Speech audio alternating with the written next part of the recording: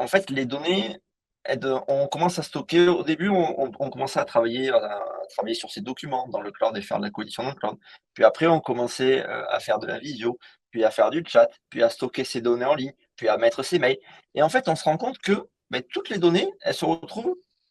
dans les mains des mêmes acteurs et donc du coup, la dépense technologique devient énorme et moi, j'ai un peu l'image d'un entonnoir, en fait, où au fil du temps, beh, on empile, où il y a quelques années de ça, on n'aurait jamais imaginé confier toute sa valeur, toutes ses données personnelles et toute sa valeur d'entreprise à un tiers extérieur. On voulait tout mettre dans son propre placard et sur son propre serveur et là, la question se pose plus vraiment et plus que tout mettre chez un seul fournisseur, c'est mettre tous ses savoirs et tous ses applicatifs chez le même fournisseur et donc du coup, la dépendance devient conséquente et ça, c'est aussi un risque fort qui pèse sur les organisations. Mais je crois qu'au-delà même de la data et de l'information, il y a une question de comportement, en fait, d'usage. Et donc, ce qui est presque plus difficile, c'est pas tant de copier-coller un fichier pour le déplacer d'un environnement à un autre, c'est de changer un comportement. Donc, en fait, la dépendance technologique,